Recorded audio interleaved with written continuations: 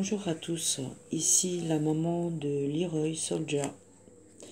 Je viens vous donner lecture d'une lettre que j'ai adressée à la juge Blanche Guerrier hier au TGD Auxerre, la juge qui est en charge donc du placement de mon fils dans Lyon.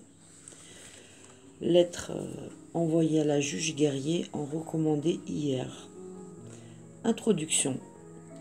Rappel, certificat médical favorable de mon médecin traitant concernant ma santé mentale. Nouvelle maltraitance à caractère possiblement sexuel, manifestement subie par mon enfant. Demande de signalement, voire d'action pénale à ce sujet. Absence préoccupante de suivi médical pour Leroy. Dysfonctionnement dans l'organisation des rencontres médiatisées. Manque d'informations et suspicions légitimes concernant les activités extérieures au foyer. Perspective de communication publique et d'action pénale de ma part. Introduction.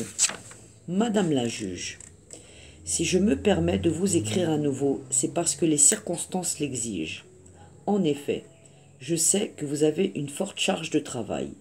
Mais mon fils Leroy présente des signes de maltraitance récente, auxquels s'ajoutent les séquelles de son placement secret à Bordeaux.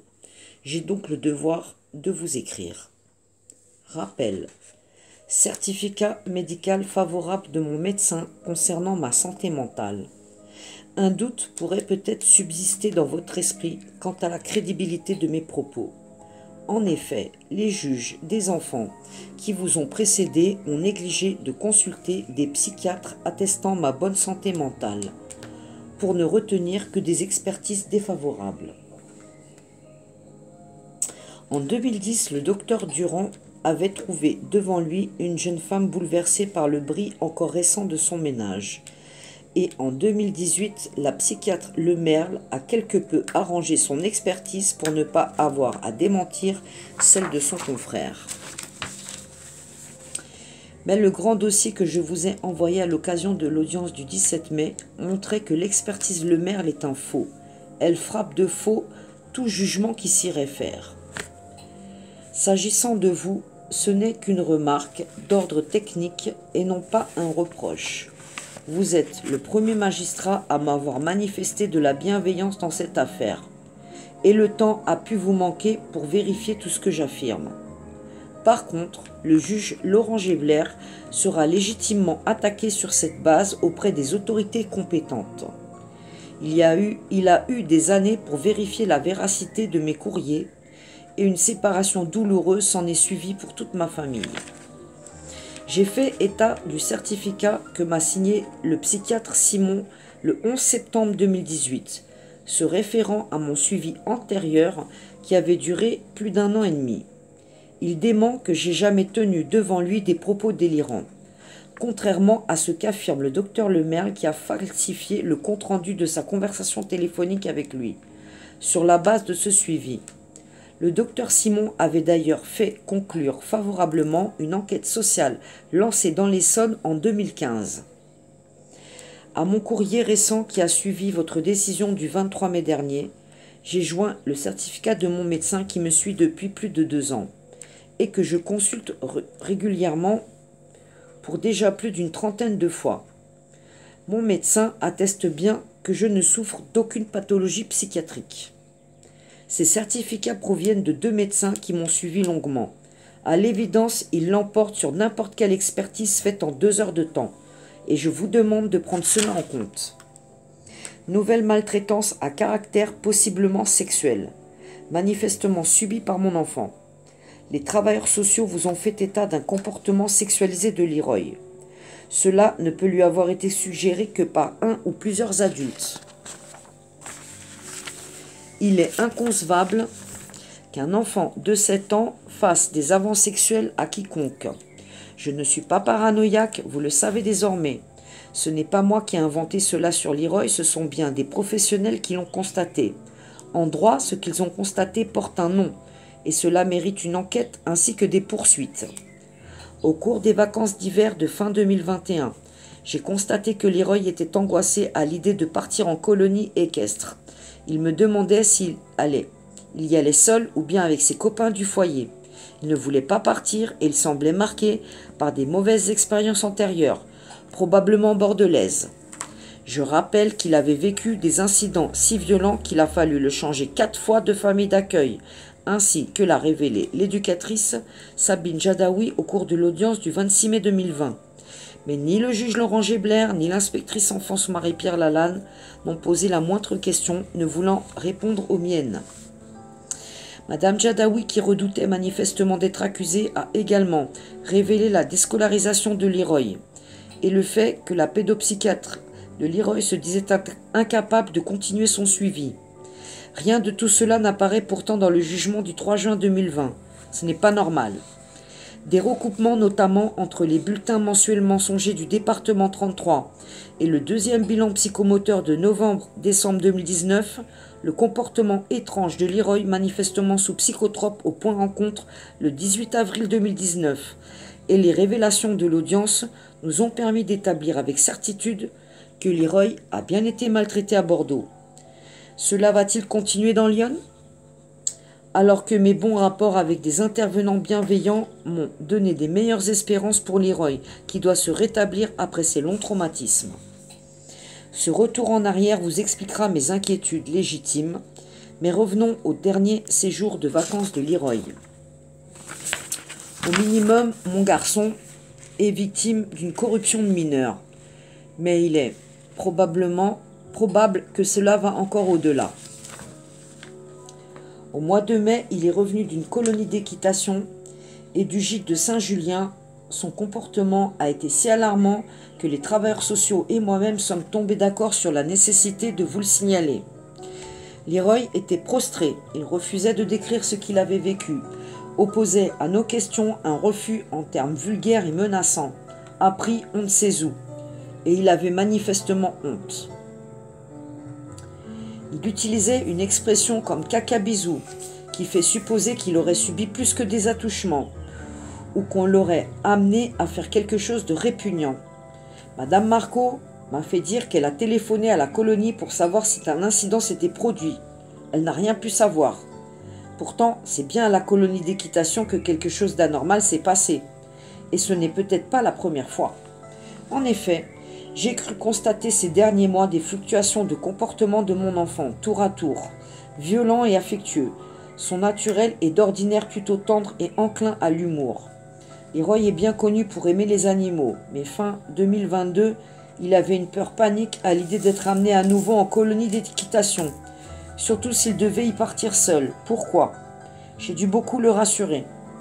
Il m'est difficile d'expliquer cela avec plus de précision car il faut faire la part des choses entre les conséquences d'un incident précis et la variabilité naturelle de mon garçon.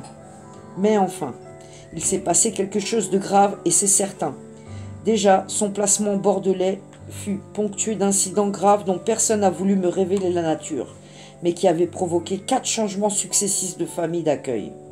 Quand j'ai revu Leroy en Gironde le 28 avril 2021, M. Puyot avait fait de très bon travail et mon enfant m'a retrouvé avec enthousiasme. La rencontre a été photographiée et filmée en vidéo. Par contre, le mois suivant, Leroy, probablement agité, avait manifestement été aplati avec un psychotrope. Son regard était terne et les anciens traumatismes dus à des maltraitances dans un lieu secret sont remontés à la surface. Leroy faisait avec ses mains des signes bizarres, fréquemment associés au satanisme ou à la magie noire. Il est donc probable qu'à l'époque de son placement bordelais, Leroy a fréquenté une personne s'adonnant à ce genre de pratique. On sait par ailleurs que de telles pratiques irrationnelles sont fréquemment associées à des sexualités déviantes dont les enfants sont les victimes. C'est l'usage, hélas, en milieu sectaire. Ce dont je parle ici en termes généraux, ce n'est pas de délire complotiste, c'est bien de rapports de police ou de gendarmerie que personne ne conteste. Or, le département de la Gironde a connu depuis 2017 de nombreux scandales de cette nature. L'association Auréag, qui a contribué à la soustraction de mon enfant, a été sanctionnée 2 fois en 2017 par la préfecture de la Gironde pour des agissements graves dans des centres de placement d'adolescents de Castelvielle et de Sainte-Eulalie. Il était question d'abus de psychotropes, d'injures antisémites venant du personnel à l'encontre des ados, ainsi que d'aptitudes inappropriées de ce personnel, c'est-à-dire de sollicitations sexuelles. Donc, légalement parlant, de pédocriminalité si certains adolescents avaient moins de 15 ans et autrement de corruption de mineurs. Le foyer de Ézine, en Gironde, a connu un premier scandale de violence, y compris sexuelle, envers des enfants en 2017. Un second scandale analogue en 2019 et un troisième en 2022, où l'on a constaté un réseau de prostitution d'ados de 13 ans. Or, le placement de Leroy a été largement causé par les rapports falsifiés de ces gens, que l'on peut regarder légitimement comme des tenanciers de bordel. Qui oserait maintenant m'accuser de délirer si je les accuse d'avoir maltraité mon enfant? Au fait, l'inspectrice enfance Marie-Pierre Lalanne ne les inspectait pas ces lieux de placement. Les faits sont clairs. On ne peut pas m'accabler d'accusations de délire et être de bonne foi. En effet, même s'il est évident que Leroy a subi quelque chose d'anormal dans le département de l'Yonne, il s'y trouve depuis trop peu de temps pour que cela ait suffi à le traumatiser aussi profondément. Sa prostration suite à un incident récent, son refus d'en parler, cela, je le conçois, mais son comportement sexualisé pointé aujourd'hui par les travailleurs sociaux, cela n'a pas pu être induit que par des contacts répétés avec des personnes perverses pendant des mois ou des années. C'était là ce qui s'est passé durant le long placement secret de Leroy par le département de la Gironde. Et malgré les efforts louables de M. Puyot-Chef et des travailleurs sociaux de Lyon aujourd'hui, les traumatismes consécutifs à ces horreurs ont ressurgi. Ils ne peuvent plus être occultés. La loi, comme la morale et la simple humanité, nous font une obligation de dénoncer ces choses auprès de qui de droit. Mon enfant a été frappé dans son innocence et sans doute dans sa chair. Vous connaissez votre devoir de magistrat, je connais mon devoir de mère. Il est temps d'agir, car nous sommes confrontés avec le crime. Alors faisons notre devoir. Demande de signalement, voire d'action pénale à ce sujet. Les frais graves que je viens de porter à votre connaissance justifient une intervention de votre part. Un signalement, voire une saisie du procureur de la République. J'envisage de telles démarches de mon côté, mais peut-être voudriez-vous m'appuyer ou en prendre l'initiative. Mon enfant a été maltraité. Il est urgent d'agir pour connaître la vérité, pour le protéger et pour protéger éventuellement d'autres enfants. Absence préoccupante de suivi médical pour Leroy. Mon enfant, sous ma garde, fut toujours parfaitement suivi médicalement. Ce sont les services sociaux de Bordeaux qui ont interrompu ce suivi médical, ainsi que de sécurité. Mais vu l'ampleur de son traumatisme, on ne peut pas dire que le suivi médical est vraiment repris dans Lyon. Il y a quelques semaines, Leroy a été examiné brièvement par un urologue. Or, celui-ci s'est contenté d'ouvrir la braguette sans même baisser le pantalon. Il n'a pas voulu connaître les antécédents de mon fils et il n'a pas vraiment examiné l'état des parties intimes de Leroy au cours de la consultation, expédiée en 4 minutes. Je rappelle que j'étais aide à domicile Croix-Rouge et que j'ai travaillé dans les hôpitaux des années. On aurait dit que ces médecins n'avaient pas vraiment envie d'en savoir plus.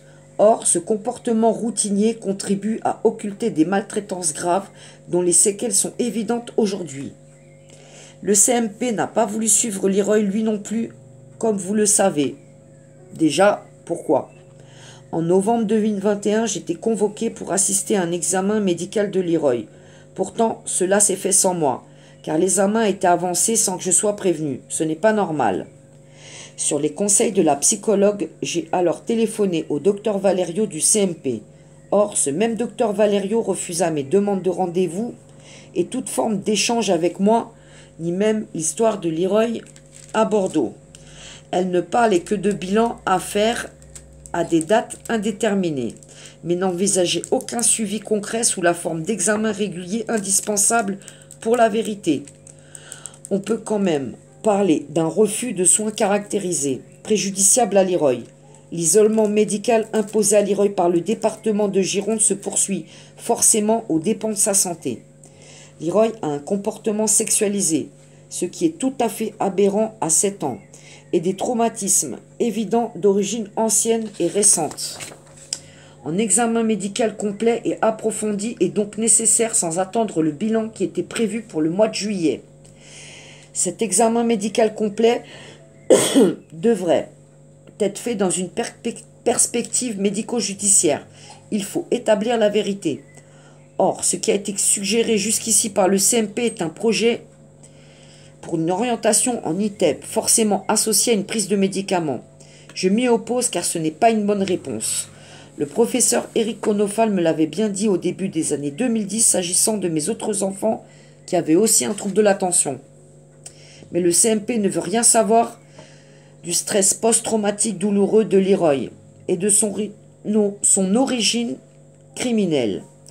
Les administrations bordelaises ont fait semblant de confondre l'hyperactivité évidente de mon enfant avec des séquelles de maltraitance dont je serais implicitement l'auteur. Rien de tel n'a pourtant été constaté par les médecins. Puis les mêmes administrations bordelaises ont couvert des maltraitances subies par Leroy, gardées dans des lieux secrets, et elles ont encore usurpé des compétences médicales en confondant les séquelles avec des troubles psychologiques innés, nécessitant alors une prise en charge en ITEP sur laquelle je n'aurais aucun contrôle. Les intentions des administrations bordelaises sont claires. Isoler mon enfant pour qu'il ne puisse pas révéler ce qu'il a subi de la part de ses gardiens. Je réclame donc un véritable suivi médical pour Leroy, et ce, en ma présence. Désormais, toute tentative de conserver le secret serait une fraude. Vous en conviendrez, Madame la juge. Il est temps de rétablir la transparence afin que je puisse coopérer en toute confiance avec les intervenants médico-sociaux pour le bien de mon enfant. Dysfonctionnement dans l'organisation des rencontres médiatisées. Les rencontres médiatisées ont eu lieu dans un espace exigu, inadapté à la reprise de liens normaux avec mon enfant. Nous n'avons pas même un canapé pour nous asseoir ensemble, et mon garçon hyperactif peut difficilement se mouvoir dans un espace aussi petit de 10 mètres, sans faire tomber une plante verte ou renverser une tasse de café qui n'a rien à faire là. Une autre fois, c'était un marteau qui avait été laissé là. Cette négligence était vraiment inappropriée, Leroy ayant parfois des accès de violence heureusement assez brefs. La TISF accapare l'enfant au lieu de le laisser aller spontanément à moi, ou bien elle nous propose des jeux de société inadaptés à son âge ou à la mentalité de mon enfant, et qui interposent une activité abstraite entre lui et moi au lieu de restaurer naturellement le lien maternel et affectif. Lien qui n'est cependant pas brisé quand il n'est pas submergé par ses traumatismes. Leroy reste un petit garçon très affectueux. Des propos comme « tu es moche » que l'on a pu entendre dans sa bouche lui ont été manifestement soufflés par une personne que j'ignore. De même, une personne dont j'ignore le nom attribue à Leroy une réticence prétendant que mon fils ne veut plus me voir. Tout démontre le contraire.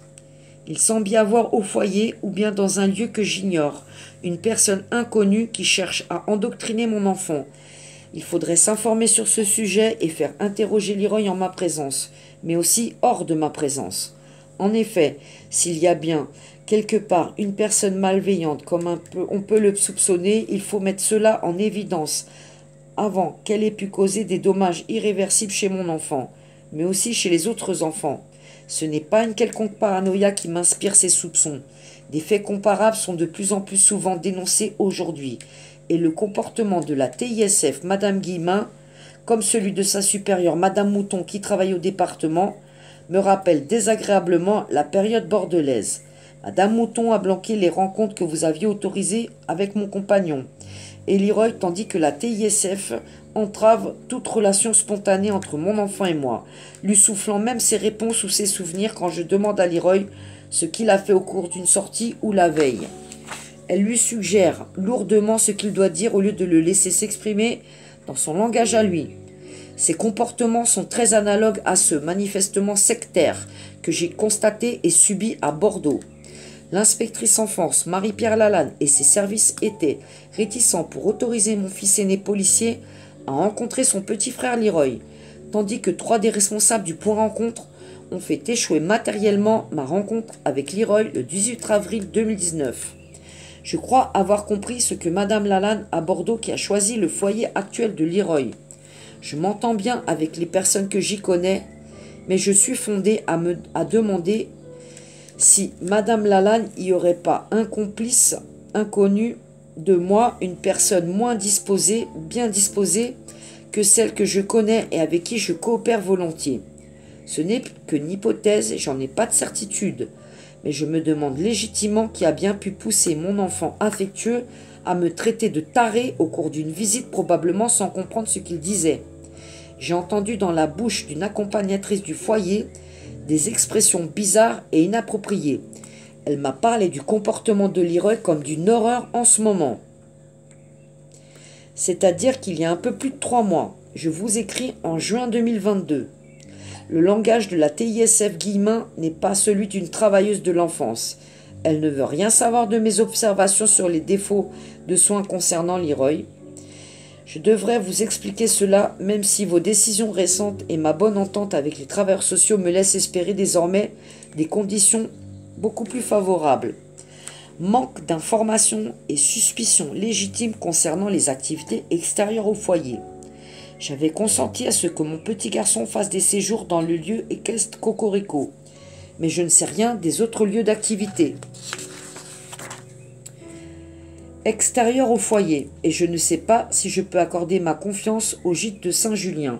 Je n'ai aucune photo de Leroy faisant de l'équitation. Presque tout continue à se passer comme si le placement était encore au secret.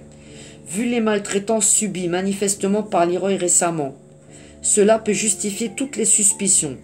Que s'est-il passé fin mai dans cette colonie d'équitation, dont Leroy est revenu manifestement très mal et traumatisé? Il criait, ou bien il s'enfermait dans le mutisme. Il insultait la TISF et moi-même. Il se recroquevillait en position fœtale pendant la visite sous un siège. Madame Marco a téléphoné pour le savoir de sa propre initiative. On lui a répondu qu'il ne s'était rien passé à la colonie. C'est même Madame Marco qui m'a révélé que Leroy mimait des comportements sexuels et qu'il s'exhibait sans pudeur. Ce n'est pas avec moi qu'il a appris ça. Mais même au foyer, malgré les bons rapports que j'ai avec quelques personnes que je connais, je regrette de ne pas pouvoir connaître le reste du personnel. C'est un peu la même chose pour l'école, alors que je m'intéresse de près au cursus scolaire de mon enfant. Il y a d'ailleurs des incompatibilités entre les diverses informations qui me sont données selon les sources. Leroy serait un bon élève ou au contraire il aurait de graves insuffisances. Le 3e bilan psychomoteur qui a été réalisé dans Lyon établit que Leroy a certaines lacunes dans les activités graphiques.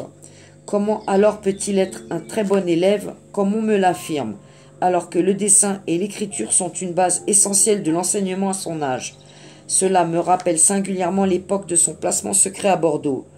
Le département de la Gironde ne m'envoyait alors que des nouvelles mensongères, inventant à Leroy une brillante scolarité manifestement fictive, si j'en juge par le contenu du 2e bilan psychomoteur réalisé en novembre et décembre 2018. Tout cela est préoccupant et demande à être tiré au clair. Je demande donc une plus grande transparence en attendant que j'ai pu retrouver la parole de mon enfant, la garde de mon enfant.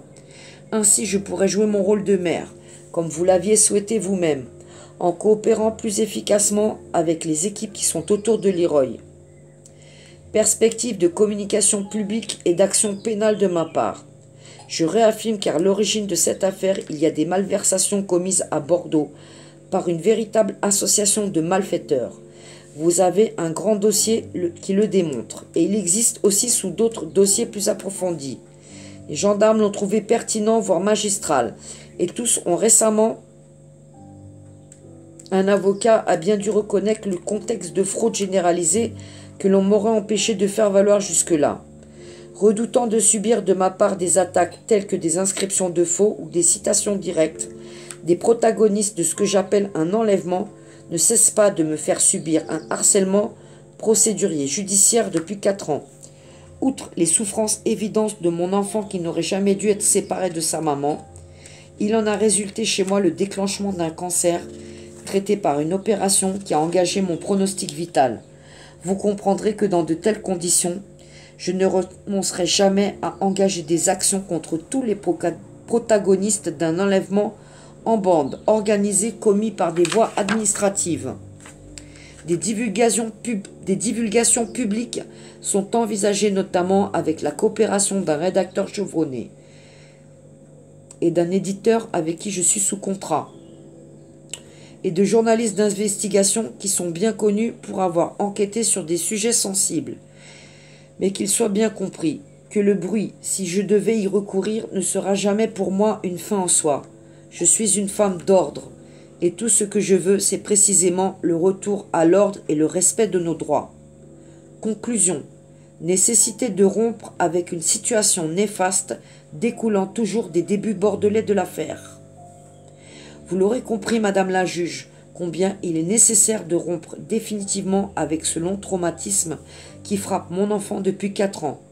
Déjà à l'audience du 17 mai dernier, vous ouvriez enfin des perspectives de retour de Leroy auprès de moi sans préjudice d'un suivi régulier avec les travailleurs sociaux qui dans Lyon m'ont été le plus souvent favorables. Vu ce que je viens de vous révéler au sujet des maltraitances récentes de Leroy et des séquelles de maltraitance bordelaise dont elles ont réveillé le souvenir, je ne doute pas que vous accentuerez encore la direction favorable de vos décisions. Il faudrait enfin rompre avec le non-droit, mais aussi avec l'inhumanité qui ont présidé au début de l'affaire et qui sont encore, hélas, des conséquences graves aujourd'hui. Mon petit garçon s'en trouvera mieux et quant à moi, je vous en serai très reconnaissante. Recevez mes salutations respectueuses, Sylvie Effinger, la maman de Leroy.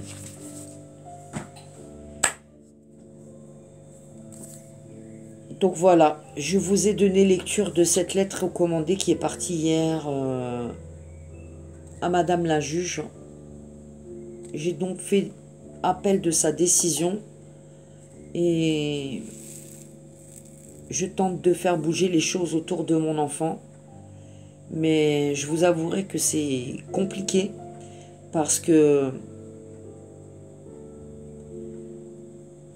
quand les travailleurs sociaux ou les médecins me sont favorables, ils sont écartés ou ils sont mutés.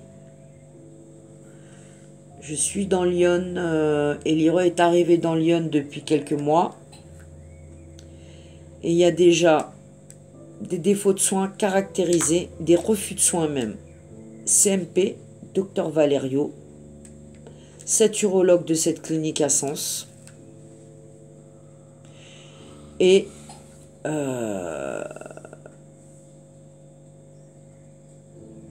Leroy n'a pas vraiment de suivi médical. Du poney, une psychomotricienne toutes les semaines. Et une chef qui a organisé son transfert avec Marie-Pierre Lalande de Gironde, récemment mutée de la situation juste avant l'audience du 17 mai. Donc, il se passe des choses autour de cette situation qui ne m'échappent pas, mais qui, il n'y a pas que moi à qui ça échappe pas. On est déjà plusieurs.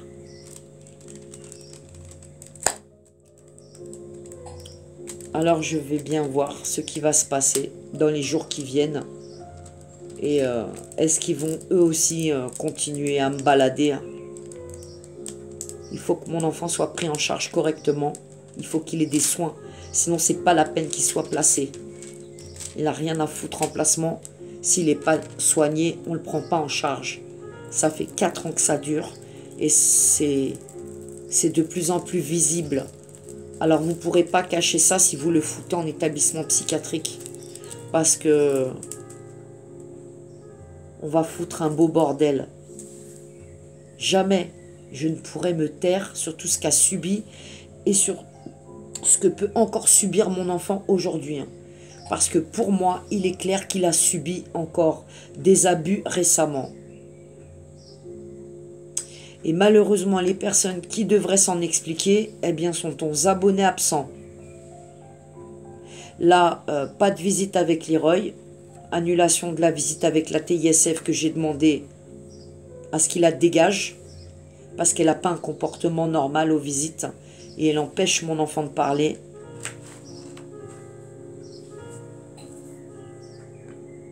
Je recoupe tout ça.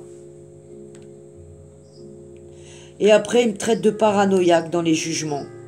En attendant, mon fils, il souffre. Et partout où il passe, il n'est pas en sécurité dans les mains de la protection de l'enfance. Relayez ma vidéo. Je suis supra-censurée.